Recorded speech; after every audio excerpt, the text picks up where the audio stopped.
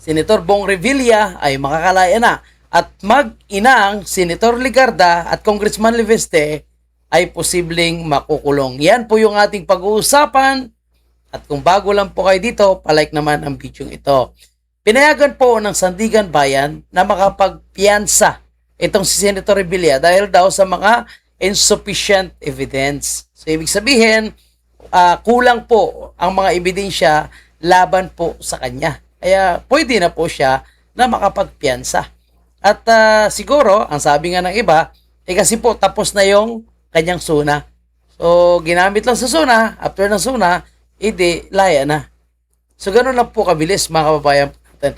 And ang nag-request din, of course, Senator Jinggoy, sila dating Congressman Mike Defensor at ang kanyang kasamahan.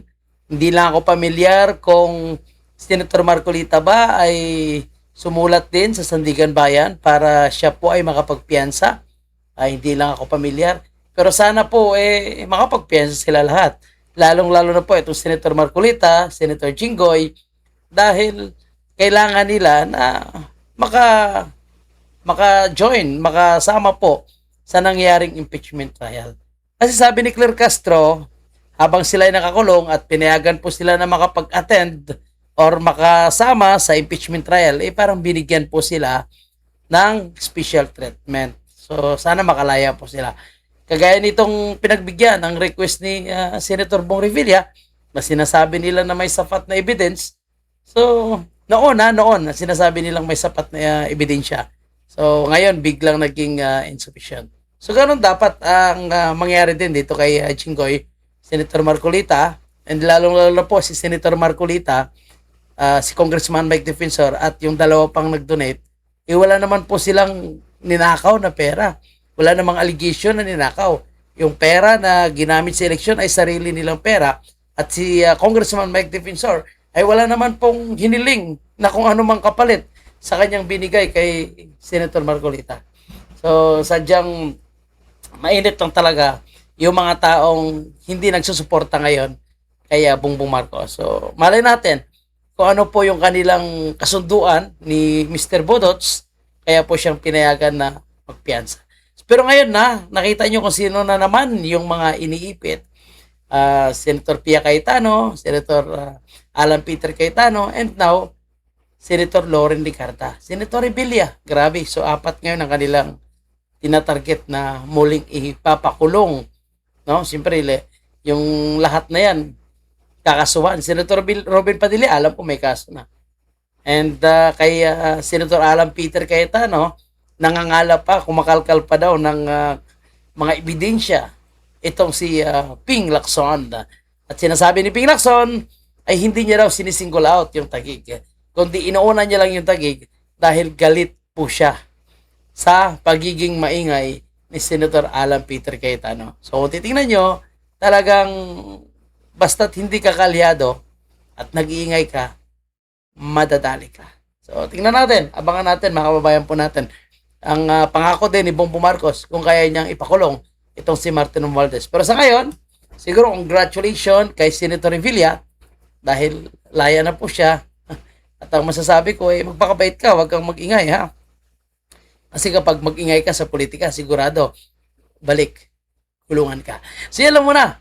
At marami pa tayong pag-uusapan. Susunod natin ito is yung kaso laban po kay Congressman Leveste at kay Senator Ligarda. And pakinggan natin yung nangyaring press conference nitong si Boying Remulla. Tama nga ang sinasabi ng isang congressman. Sinabi ni Congressman Erese na itong si Boying Remulla inappoint ni Bongbong Marcos bilang ombudsman para siya ay protektahan. And which is, ito po yung nangyayari ngayon sa ating bansa. Lahat na kumakalaban kay Bongbong Marcos, malinis man yan, walang korupsyon, kailangang kasuhan. Kung wala, ginagawa ng paraan. Mantakin nyo, Senator Loren Ligarda, Representative Leveste, ngayon ay sasampahan ng reklamong graft, plunder para sa preliminary investigation ng ombudsman. Grabe no? Lahat sila ay iniisa-isa. And tingnan nyo, si Mr. Bodot, si Senator o dating Senador Bong Revilla, pinalaya na. Kinamit lang talaga sa SUNA. Ay sinasabi ni Claire Castro na hindi lahat daw po na nakulong ay kalaban ni Bongbong Marcos. Tingnan mo si Bong Revilla. Na una pang pinalaya. Di ba?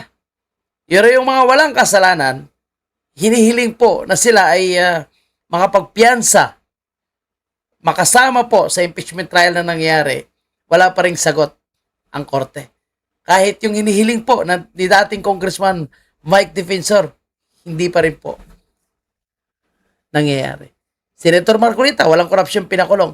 Ngayon, I don't know kung nasampa na yung kaso laban po kay Senator Alan Peter Cayetano. So pag sinampahan na yan, sigurado lalabas na ng warrant yan. Senator Robin Padilla, may mga ombudsman na pumunta sa kanyang opisina, malamang sasampahan na rin ng kaso. Si Senator Pia Cayetano, may ethics complaint, at ang magdidinig ng ethics complaint ay itong mga majority leaders, miyembro ng majority sa Senado, which is gigil yan na ma-impeach si Vice President Sara. Ang Bilyar, grabe, wala palang natira mga kababayan po natin. Si Bongo, may ICC. Si Amy Marcos na lang yung matira. Mantakin nyo, no? Lahat na lang po na nagsasalita against corruption. Tapos, yung hinog na kaso, kagaya nitong kaso ni Escudero, kaso rin po nitong si Judas Villanueva, wala na. Nakalimutan na. Diba? Sabi, hinog na. Pero nung bumaliktad, biglang nawala. Saan napunta yung attention ngayon?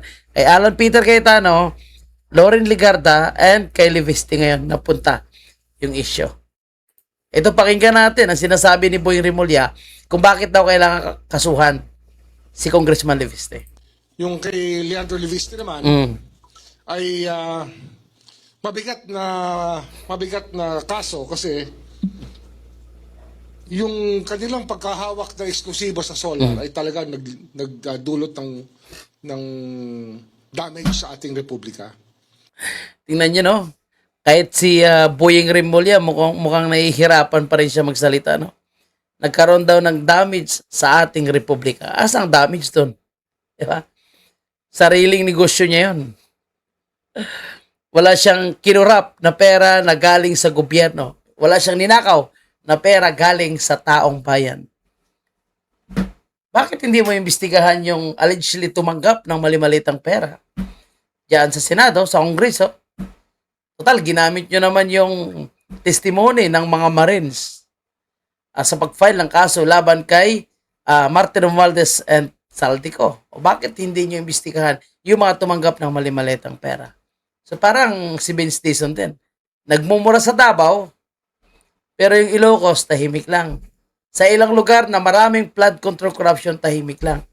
Yung Davao, walang budget nga eh. Hindi pinunduhan yung Davao.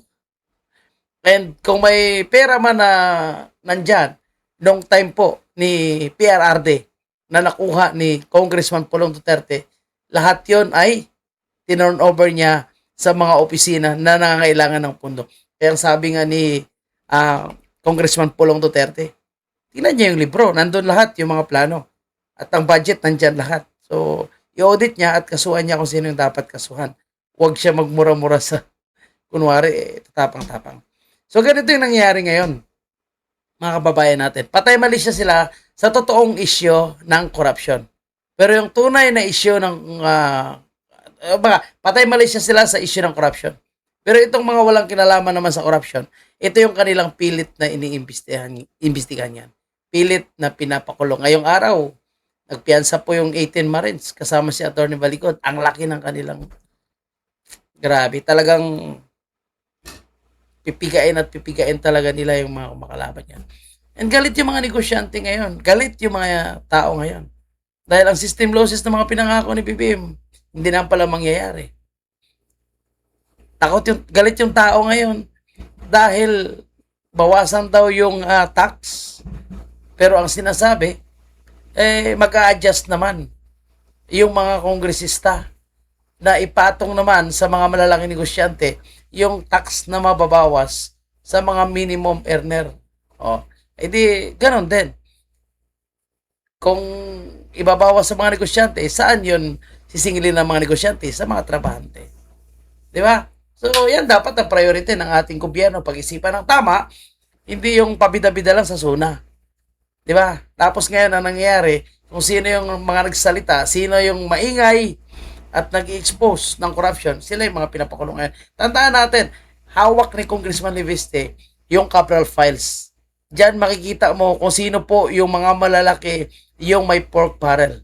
Yung tinatawag na allocable fund. Nilabas yan ni Congressman Leviste. Kaya talagang patatahimikin po siya. Kasi tuloy-tuloy pa rin yung kanyang pag-expose. At hindi lang yan, binabanatan niya po si Recto, lalong-lalo na sa skandal ni Recto ngayon. Binabanatan niya. Kaya talagang patatahimikin siya. Kaya palagay ko, ang mga ganitong klaseng bagay, no, hahayaan lang ba ng taong bayan na mangyaring ito? Ikukulong lahat ng mga senador, ikukulong lahat ng mga congressman dahil sila ay lumalaban sa corruption. So, malinaw na talagang lahat ng mga nagsasalita laban sa corruption ay ikukulong. Kaya kung gusto talaga ng taong bayan na magkaroon ng tamang hustisya, kailangan no, magsalita ang lahat ng mga Pilipino na hindi tama itong ginagawa ng gobyerno. Kasi kung hinahayaan lang ng taong bayan, walang mangyayari talaga sa atin. Kahit yung inaasahan nating election sa 2028, pag ganito yung mangyayari, palagay ko, sila pa rin yung mauupo. Yan si Vice President Sara, kapag hindi nila ma-impeach, ipapakulong nila yan. Si Mayor Baste, yung mga sinasabi nilang investigation ng NBI, talagang itutuloy nila yan kung mangyari man. Itutuloy nila yan bago mag-eleksyon, mga kababayan. Bakit?